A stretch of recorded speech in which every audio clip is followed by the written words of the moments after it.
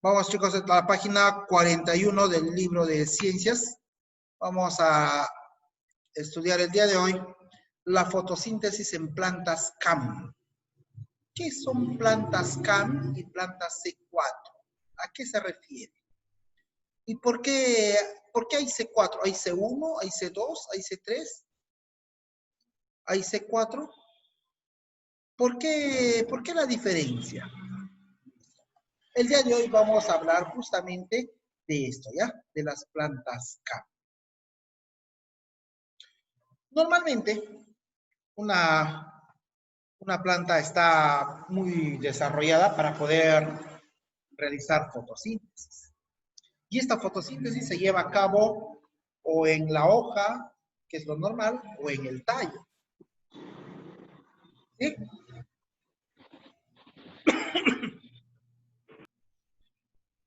Pero, ¿qué sucede cuando las plantas viven en el agua, por ejemplo? ¿Qué sucede cuando las plantas no almacenan o almacenan mucha agua? Debido a que las vacuolas que tienen en sus células siempre son más grandes. ¿Qué sucede con esas plantas? Eso es lo que vamos a ver el día de hoy, ¿ya? Dice, la fotosíntesis requiere agua y CO2. Por ello, podríamos pensar que una hoja ideal debería tener un área superficial grande para interceptar mucha luz solar y ser muy porosa para que el dióxido de carbono en abundancia entre en la hoja desde el aire. En el caso de las plantas terrestres, la porosidad al CO2 de las hojas también permite que el agua se evapore fácilmente. Ojo, si tiene poros grandes por donde va a ingresar el dióxido de carbono, significa que también por esos poros se va a escapar el agua. Y como las plantas necesitan agua, dice, la pérdida de agua por las hojas es una causa principal de tensión para las plantas terrestres y puede llegar incluso a ser fatal. O sea, las plantas pueden perder agua y obviamente morir porque ellos no buscan agua, almacenan y si están perdiendo su almacenamiento, van a morir. Muchas plantas han desarrollado hojas que constituyen una especie de acuerdo término medio en obtener un abasto suficiente de dióxido de carbono. Es decir, las plantas han desarrollado una estrategia que sea a la mitad, de tal manera que pueda permitir el ingreso de dióxido de carbono y también un poco de pérdida de agua.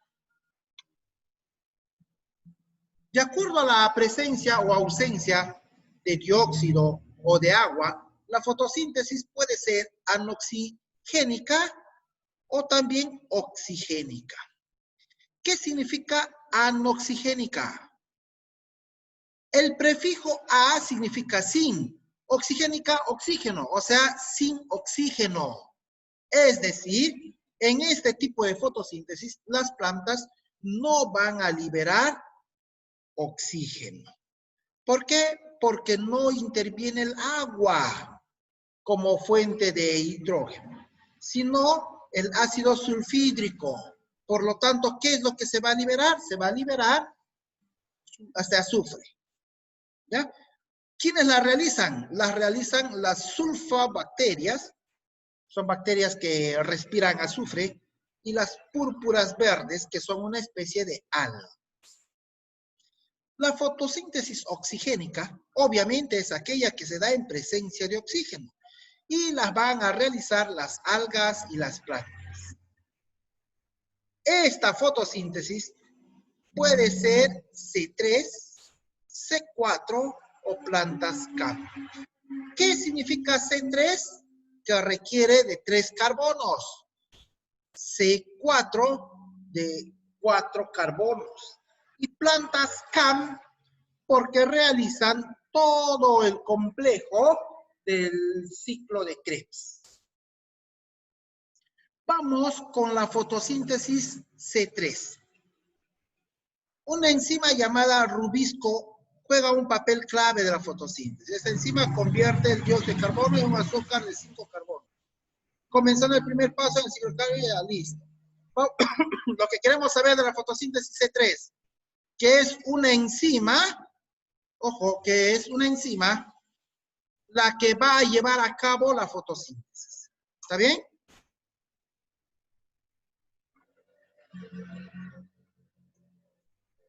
Pero, profe, ¿por qué tiene C3 si es que acá dice que se forman 5 carbonos?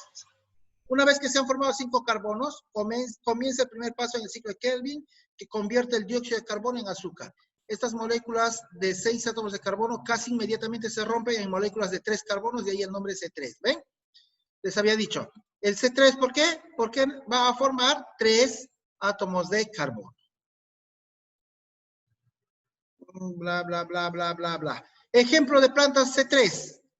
El lapacho, algarrobo. Conocemos el algarrobo, ¿no? En Huánuco hay bastante.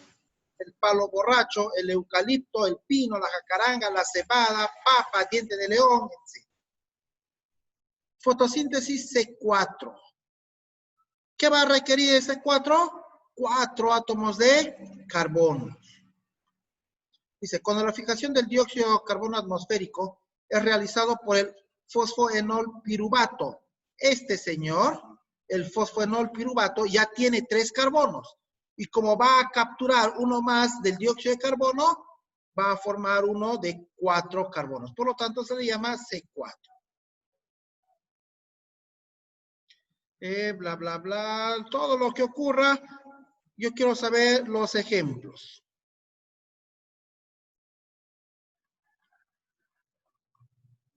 No tenemos ejemplos, ¿no? A ver, ¿qué dice?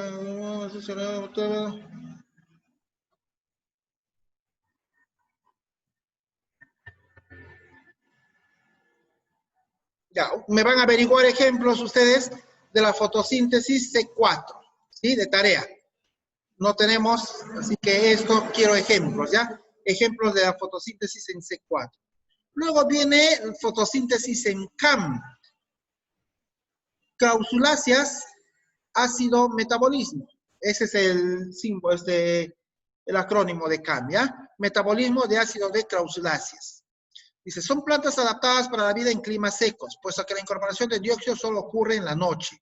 El CO2 es fijado por el fosfoenol piruvato de 3 carbonos, que ya habíamos visto en la C4, hasta compuestos de 4 carbonos, como el ácido málico, que se acumula en la vacuola. Las plantas CAM son aquellas que habitan generalmente en el desierto. Así tenemos nosotros, por ejemplo,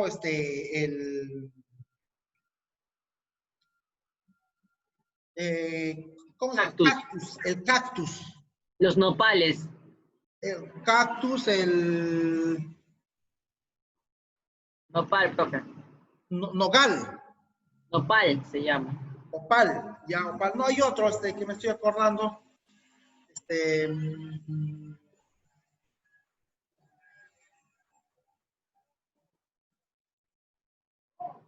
Ay, no me acuerdo. Es como la puya Raimondi. Es como los, eso que le toman, que le, sábila. La sábila. ¿Ya? La sábila. Miren, si ustedes se dan cuenta, las plantas del desierto, o sea, que viven en climas secos, no tienen hojas. Y sus tallos tienen espinas. ¿Por qué? Porque ellos pueden almacenar agua y la poca agua que almacenan, como viven en climas secos, no la quieren perder. Por lo tanto, al tener espinas, los animales de la zona no van y se lo comen porque les causa daño. Entonces, es una forma de protección que tienen estas plantas para no ser destruidas. ¿Ya? ¿Qué planta es esta? La clausulácea, dice, no identifico muy bien.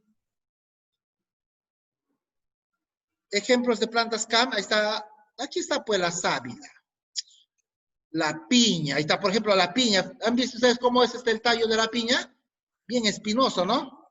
Las bromelias, las orquídeas, etc. Profesor, una pregunta. ¿Y las rosas? Las rosas. Sí, aquellas también tienen espinos, o sea, también tienen tallos, también se le considera... No, no, porque es una flor. Chale. Es una flor. Y ahora sí, vamos con la fotorrespiración.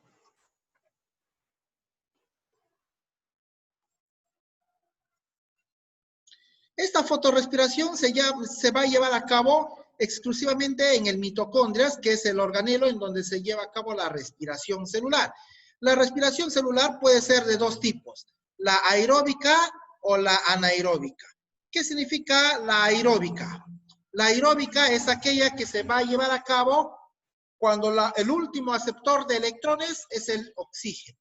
Y la anaeróbica cuando el último aceptor de electrones es un compuesto diferente del oxígeno. Generalmente es el dióxido de carbono. ¿Por qué es importante la respiración celular?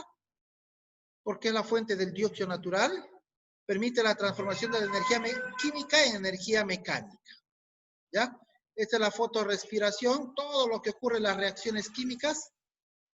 Y aquí está lo que les había mencionado. Dos tipos de respiración, la aeróbica y la anaeróbica. En otras palabras, nosotros vamos a relacionar siempre del siguiente modo. La respiración aeróbica se da cuando el individuo o la célula puede vivir en presencia de oxígeno, o sea, cuando hay oxígeno para respirar. Aeróbica es cuando los seres vivos o la célula respira oxígeno y elimina dióxido de carbono. La anaeróbica es todo lo contrario. Cuando la célula o el ser vivo respira dióxido de carbono y elimina oxígeno. Vamos a ver en primer lugar la respiración anaeróbica. La respiración anaeróbica la pueden llevar a cabo bacterias y las levaduras. Es muy importante esto de las levaduras porque es gracias a ellas, a las levaduras, que nosotros podemos comer pan, queque, torta, todos los derivados de la pastelería. Y también gracias a las levaduras se puede hacer vino, cerveza, vinagre, licor en general, ¿ya? Licor en general, gracias a las levaduras. ¿En dónde se lleva a cabo esto? En el citosol. Profe, ¿y qué es el citosol? El citosol es un líquido acuoso que se encuentra en el citoplasma y contiene nutrientes. La glucólisis. Gluco es glucosa, lisis es cortar. Entonces, ¿qué cosa es glucólisis? Rompimiento de una molécula de glucosa. La glucólisis es una secuencia compleja de reacciones que se efectúan en el citosol de una célula mediante una molécula de glucosa y se va a desdoblar en dos moléculas de ácido pirúvico. Esto también se llama piruvato. Este desdoblamiento produce una pequeña ganancia de energía de dos moléculas de ATP y dos moléculas de electrones. La glucólisis en forma energética comprende tres procesos secuenciales: activación, oxidación y fosforilación. Bla, bla, bla, bla. Miren, en la glucólisis lo que a nosotros nos interesa es esto, que se van a formar, ¿qué cosa? Dos moléculas de ATP y dos moléculas ¿de qué? De NAD, transportadores de electrones, ¿sí? En este caso los electrones también son los hidrógenos. Por lo tanto, en la glucólisis, al momento de romperse una glucosa, ¿qué se obtiene? Se obtiene dos moléculas de ATP. Ganando, ojo que el ATP es la moneda energética, es la molécula energética, esta es la energía de la célula. Y esta glucólisis se desdobla en dos ácidos pirúvicos, o sea, piruvatos. En la fermentación es un tipo de respiración anaeróbica en donde puede ser de dos tipos, en ácido láctico, como pueden ver acá, o en etanol. Es decir, la fermentación puede ser la fermentación acética o láctica. A ver, la fermentación puede ser de dos tipos, acética o láctica.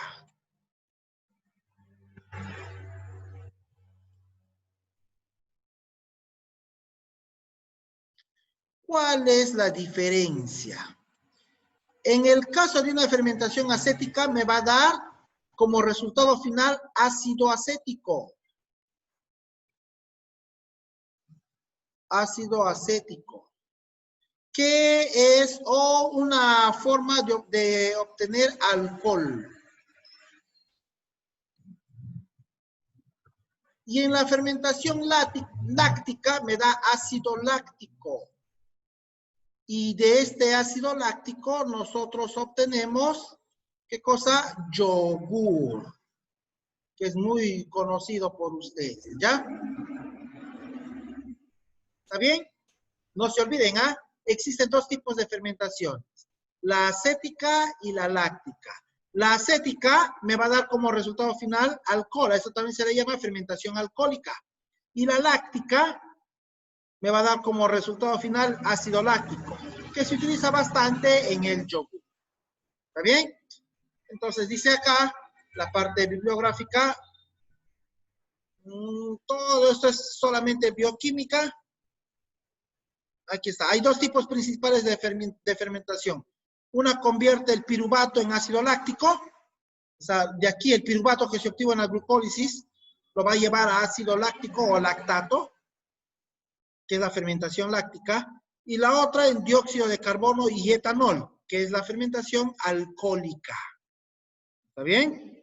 Así es como se obtiene cerveza, así es como se obtiene el pan, así es como se obtiene el vino, etc. ¿Alguna pregunta?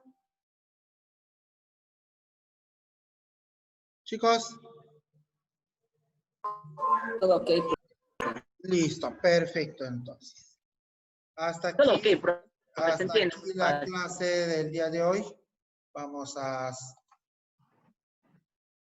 No entiendo esto. A ver. Solo le he presentado a Loki. ¿Ya terminó su clase, profe? A ver, vamos a buscar